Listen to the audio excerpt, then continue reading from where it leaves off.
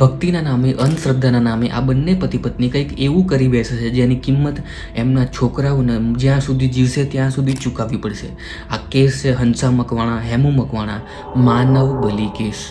તો એ સમય હતો 15 એપ્રિલ 2023નો. રાજકોટમાં એક વિછિયા ગામ આવેલું છે. આ વિછિયા ગામમાં એક મકવાણા પરિવાર રહેતો હતો.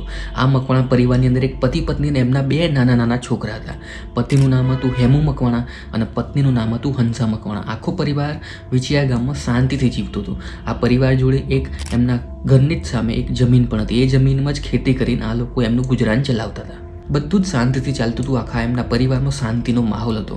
પણ આ બંને પતિ પત્નીને ગમતું નહોતું. આ બંને પતિ પત્ની બહુ જ ભક્તિભાવવાળા હતા. આ બંને પતિ પત્નીને ભગવાન શિવજી પ્રત્યે બહુ જ આરાધના હતી, બહુ જ શ્રદ્ધા હતી. તો આ ભગવાન શિવજીની પૂજા કરવા માટે આ લોકો એમના ખેતરમાં એક ઝૂંપડી બનાવે છે અને એ ઝૂંપડીની અંદર શિવલિંગ સ્થાપિત કરે છે. પણ આખા ગામમાં ઝૂંપડીની કોઈને ખબર નથી કે આ લોકો ઝૂંપડીની અંદર શું કરી રહ્યા છે. અને જે લોકોને ખબર હતી એ લોકોને ખાલી એટલી જ ખબર હતી કે આ ઝૂંપડી ખેતરનું ધ્યાન રાખવા માટે બનાવી છે. આ લોકો ભગવાન શિવજીની પૂજાના નામે ત્યાં કાળા જાદુની સાધના, તંત્ર મંત્રની સાધના કરતા હતા. બંને પતિ પત્નીને ભગવાન શિવજીને ગમે તે રીતે પ્રસન્ન કરવાતા. જ્યારે બી આ લોકો તંત્ર મંત્રની સાધના કરવા માટે જતા એમના ખેતરમાં, તો એમના 2 નાના છોકરાને એમના કાકાના ઘેર મૂકીને જતા. એટલે 2 નાના છોકરાને પણ કંઈ ખબર ના પડે કે એમના ઘરની સામે જે ખેતર છે, જેમાં ઝૂંપડી છે, એમાં શું ચાલી રહ્યું છે. છેલ્લા 1 વર્ષથી આ લોકો કન્ટિન્યુઅસ રાત્રે જઈને મંત્રોનું ઉચ્ચારણ કરતા હતા. તંત્ર મંત્રની સાધના કન્ટિન્યુઅસ 1 વર્ષ સુધી કરતા રહ્યા આ જ રીતે. પણ આખા ગામમાં કોઈને ખબર પડી નહીં કે આ લોકો શું કરી રહ્યા છે. આમ કરતાં કરતાં 1 વર્ષ જેવું વીતી જાય છે અને એક દિવસ રાતનો સમય હોય છે. હંસા મકવાણા અને હેમુ મકવાણા રાત્રે તૈયાર થવાનું ચાલુ કરે છે, નવા કપડાં પહેરવાનું ચાલુ કરે છે. એ દિવસ રાત્રે આ બંને પતિ પત્ની બહુ જ ખુશ હતા. આ બંને પતિ પત્ની એમના 2 નાના છોકરાને પણ તૈયાર કરે છે અને આખો પરિવાર ઘર પર તાળું મારીને એમના કાકાના ઘેર જવા માટે નીકળી જાય છે. એમનું કાકાનું ઘર 3 ઘર છોડીને જતું. એમના કાકાનું નામ હતું મુકેશ મકવાણા. બંને પતિ પત્ની એમના બંને છોકરાને મુકેશ મકવાણાના ઘેર મૂકી દે છે. ખાલી છેલ્લી વાર એટલું જ કહે છે, તમે એકબીજા જોડે લડતા નહીં અને શાંતિથી સૂઈ જજો. આ બંને છોકરા માની લે છે અને હંસા મકવાણા અને હેમુ મકવાણા ત્યાંથી નીકળી જાય છે અને આ બંને છોકરા એમના કાકાના ઘેર સૂઈ જાય છે. ધીમે ધીમે સમય વીતે છે અને સવાર પડી જાય છે. જેવી જ સવાર પડે છે, આ બંને છોકરા એમના મા બાપની રાહ જોવાનું ચાલુ કરે છે. પણ ધીમે ધીમે બપોર પડી જાય છે ત્યાં સુધી હંસા મકવાણા અને હેમુ મકવાણા ક્યાંય દેખાતા નથી. આ બંને છોકરાને એમના મા બાપની ચિંતા થવા માંડી હતી. તો આ બંને છોકરા એમના કાકાનું ઘર છોડીને એમના પોતાના ઘેર જવા માટે નીકળે છે, કારણ કે 3 ઘર છોડીને જ એમનું ઘર હતું. આ બંને છોકરા ઘરે જાય છે ત્યારે તાળું જોવે છે લટકેલું. જેવું તાળું લટકેલું જોવે છે આ 2 છોકરા, ત્યારે જ ચિંતા કરવા માંડે છે કે અમારા મા બાપ ક્યાં ગયા છે, કેવી હાલતમાં છે. તો આ બંને છોકરા કદાચ વિચારે છે કે અમારા મા બાપ કદાચ ઝૂંપડીની અંદર ના હોય. તો આ બંને જણા એમના ઘરની સામે જે ઝૂંપડી હતી એની અંદર જવાનું વિચારે છે. આ બંને જ છોકરા ત્યાં અંદર ઘૂસી જાય છે.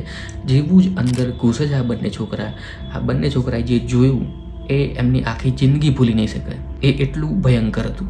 ઝૂંપડીમાં એક હવનકુંડ હતો, એમાં કંઈ માંસ સળગી રહ્યું હતું. એની અજીબ સ્મેલ આવી રહી હતી અને આ બંને છોકરાઓએ એના પપ્પાનો શર્ટ ઓળખી લીધો હતો, એની મમ્મીની સાડી ઓળખી લીધી હતી અને આ બંને છોકરાએ એના મા બાપની માથા વગરની બોડી જોઈ. આ બંને છોકરા બહુ જ ડરી જાય છે અને ફટાફટ એ ઝૂંપડીની બહાર નીકળી જાય છે. બૂમો પાડવાનું ચાલુ કરે છે, રડવાનું ચાલુ કરે છે. આ એમની બૂમો સાંભળીને આજુબાજુના ગામના લોકો પણ આવી જાય છે. આ બંને છોકરાને ચૂપ કરાવે છે અને આ બંને છોકરા ઈશારો કરે છે ઝૂંપડી તરફ. અને અમુક ગામવાળા એ ઝૂંપડીની અંદર જઈને જોવે છે.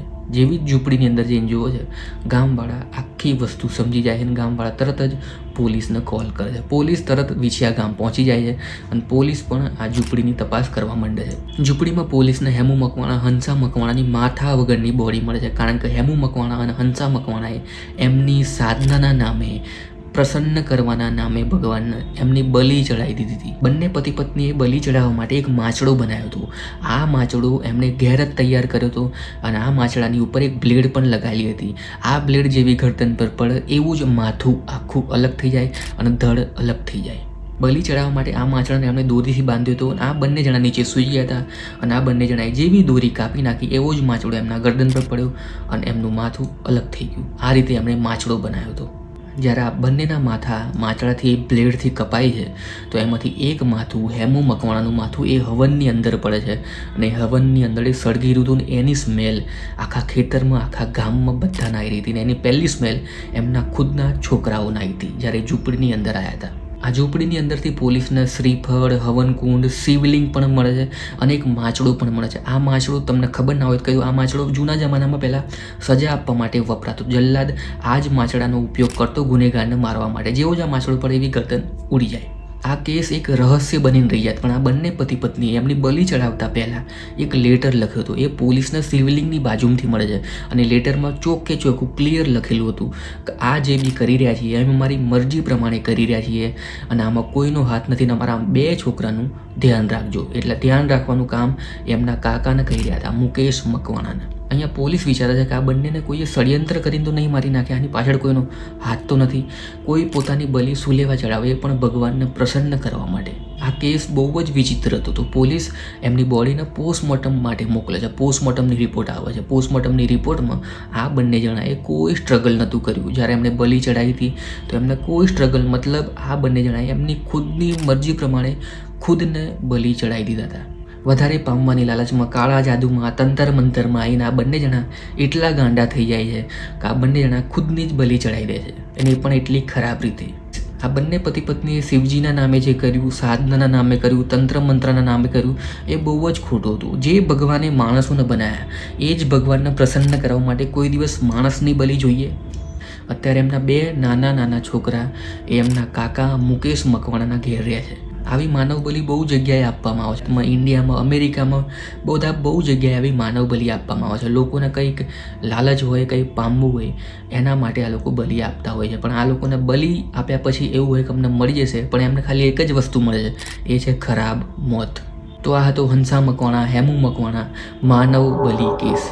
આવી જ એક ઘટના અમદાવાદમાં ઘટી હતી. એક ભૂવો લોકોને અંધશ્રદ્ધા ફેલાઈ રહ્યો હતો કે હું તમારા પૈસા ડબલ કરીને આપીશ, મારી જોડે એક એવી ટેકનિક છે, મારી જોડે એક એવું કેમિકલ છે જેનાથી હું પૈસા ડબલ કરું છું. અને લોકો એની વાતોમાં આવી પણ જતા હતા અને કેવી રીતે લોકોને ઉલ્લુ બનાવતો હતો, લોકોને મોતને ઘાટ ઉતારતો હતો, એ તમે અહીંયા આખો વિડીયો ક્લિક કરીને જોઈ શકો. ત્યાં સુધી હું મળીશ તમને આગળના વિડીયોની અંદર. Thanks for watching.